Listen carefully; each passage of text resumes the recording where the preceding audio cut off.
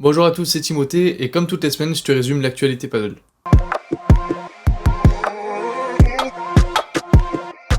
Donc au programme sur cette vidéo, on va débriefer ensemble le P2 de Bruxelles avec notamment les résultats des nouvelles associations qui étaient inscrites sur ce tournoi-là. On va aussi revoir la partie du tournoi avec Coelho Tapia contre Cardona Augsburger en quart de finale. On va aussi parler des nouvelles séparations qui interviennent après le P2 de Bruxelles. Et évidemment, débriefer comme d'habitude les quarts, les demi et la finale. Donc pour rappel, sur ce P2 de Bruxelles, on avait Stupa qui était malheureusement absent car toujours blessé. Donc Juan Lebron a dû trouver un autre partenaire et a décidé de s'associer avec le gaucher Alex Ruiz. Donc vous l'avez compris, Lebron est repassé à gauche. Et c'est une paire qui a plutôt bien fonctionné puisqu'ils ont perdu en quart de finale contre une autre nouvelle paire, Gineno Teio. On va parler de ce match juste après. On a eu Lebron très à l'aise à gauche. Alex Ruiz qui a fait aussi un super tournoi. On les sentait vraiment en confiance tous les deux. Donc voilà, c'était très plaisant de les voir jouer. Donc comme je le disais, on a eu aussi la nouvelle paire Gineno Teio qui se sont associés il y a quelques semaines après l'annonce de la rupture de la paire Gineno Garrido qui fonctionnait malheureusement pas du tout. Donc voilà, premier tournoi pour eux ensemble à Bruxelles et donc ça se termine sur une demi-finale sur le score de 7-5, 7-5 face à Chingoto Galan. Donc voilà, super résultat. On a eu Juan Teio qui a été juste monstrueux sur toute la semaine. Gineno aussi très à l'aise, on sent les deux Argentins vraiment en confiance et donc j'ai hâte de voir ce que ça va donner sur le reste de la saison. Et donc la troisième paire qui a été en lice sur ce P2 de Bruxelles pour la première fois, c'était Tino Libac avec Javi Garrido, donc une paire très très jeune, avec l'Argentin et l'Espagnol qui évolue actuellement à la 28e et à la 15e place mondiale. Et malheureusement, l'enfer qui continue pour Javi Garrido, puisqu'ils ont perdu malheureusement au premier tour contre Agustin Torre et Alvaro Cepero, respectivement 68e et 39e meilleurs joueurs mondiaux. Donc voilà, ils ont fait un match complètement dingue face à Libac Garrido. Donc pas de chance pour eux qui perdent en 3-7. Garrido qui enchaîne les mauvais résultats depuis qu'il s'était associé à Gineno, là qui enchaîne aussi avec Libac. Alors que c'est un joueur qui est juste surpuissant à son prime. Donc j'espère qu'il va vite réussir à reprendre confiance avec Tino, puisque lui aussi c'est un joueur qui est super et qui était vraiment en train de monter, avec notamment une demi-finale en ayant battu Cardona Augsburger en quart de finale à Santiago. Donc voilà, j'espère vraiment que c'est une association qui va marcher, puisque je pense qu'ils peuvent être très plaisants à regarder sur les pistes. Donc voilà, hâte de voir ce que ça va donner sur le prochain tournoi. Donc on enchaîne maintenant avec, selon moi, la partie du tournoi. Donc voilà, le quart de finale entre Coelho Tapia et Cardona Augsburger. Pour rappel, on avait Cardona Augsburger qui avait réussi l'exploit de battre les numéros 1 mondiaux au P1 de Santiago au Chili, avec des conditions qui les favorisaient largement, puisque on le sait, c'est deux smatchers complètement dingues. Et donc ils perdent malheureusement contre Coelho Tapia sur un match de dingue, vous le savez, moi c'est un petit peu ma paire favorite du moment. Donc voilà, ils perdent ce match 4-6, 6-3, 6-4. On a eu Cardona qui a eu un niveau exceptionnel durant toute la partie, qui a se matché au moment où il fallait, qui a fait très peu de fautes. Augsburger qui fait un super premier set mais qui derrière craque un peu, on l'a senti un petit peu tendu. C'est vrai que c'est deux jeunes joueurs qui ont 20 ans si je me trompe pas, et donc affronter les numéros 1 mondiaux et réussir à tenir ce rythme de jouer tout le temps en bas, puisque c'est là qui les embête bien, c'est vrai que c'est assez compliqué, et donc derrière qui s'est un petit peu lâché et qui a fait beaucoup de fautes. On a aussi les numéros 1 qui ont évidemment augmenté leur niveau de jeu. Mais voilà, encore une fois, comme je vous l'ai dit sur mes dernières vidéos, je pense que c'est la seule paire aujourd'hui sur le circuit qui est capable de venir battre Coelho Tapia.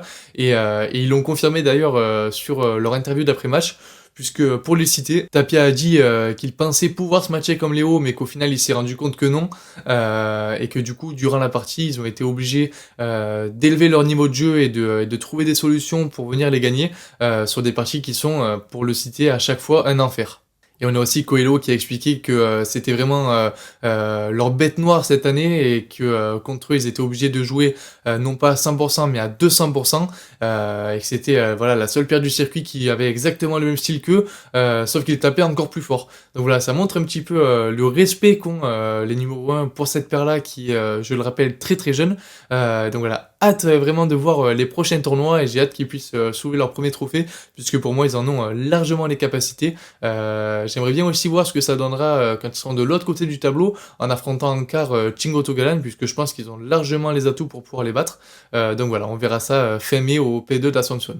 Concernant les quarts qu'on n'a pas encore évoqués, on a eu González Sanz contre Chingo Togalan, donc avec victoire de Chingo Togalan 6-0, 7-5. On a aussi eu la paire Bergamini-Navarro qui ont fait un tournoi splendide et qui gagnent en demi-finale contre Yangas Nieto, donc qui mettent fin à leur série de 4 demi-finales d'affilée sur un match spectaculaire avec Bergamini qui a été juste monstrueux.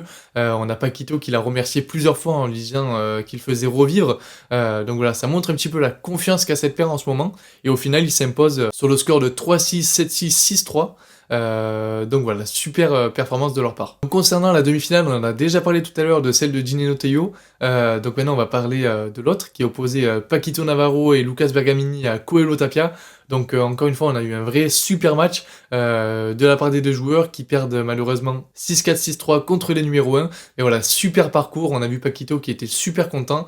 Donc voilà, vraiment très heureux de voir des paires comme ça qui n'ont pas l'habitude d'arriver jusqu'en demi-finale ou qui n'ont plus l'habitude du moins. Puisque pour rappel, Paquito est un des joueurs les plus emblématiques du circuit. Donc voilà, ça fait vraiment plaisir de voir des batailles comme ça et des matchs qui sont toujours autant spectaculaires. Et concernant la grande finale qui opposait donc comme d'habitude Chingo Togalan à Coelho Tapia, on a eu le premier set qui a été gagné après voilà, un premier set complètement dingue notamment de Galan, mais aussi de Chingoto qui comme d'habitude a fait 0 faute et a un physique monstrueux pour venir chercher tout avant que la balle tombe sur les lobes et pour revenir de suite se projeter au filet derrière.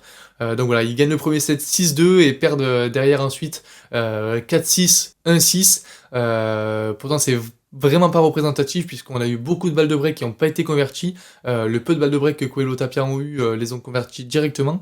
Donc voilà, ça s'est joué vraiment sur des détails. Chingo Togalan, mine de rien, qui arrive à poser de plus en plus de problèmes à Coelho Tapia, souvent sur le premier set, puisqu'on le sait, les numéros 1 ont souvent du mal à se mettre dedans sur le premier set, notamment Tapia. Mais au final, voilà, on a eu du grand Tapia et du grand Coelho sur les deux sets d'après. Donc le spectacle était au rendez-vous et les numéros 1 qui sont à nouveau couronnés au P2 de Bruxelles.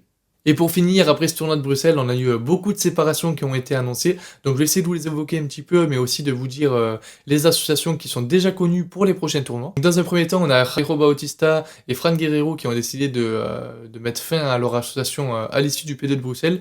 Donc c'était une paire qui était ensemble depuis très très longtemps. C'est deux jeunes joueurs qui ont beaucoup de potentiel, donc je pense que ça va leur permettre de s'émanciper aussi.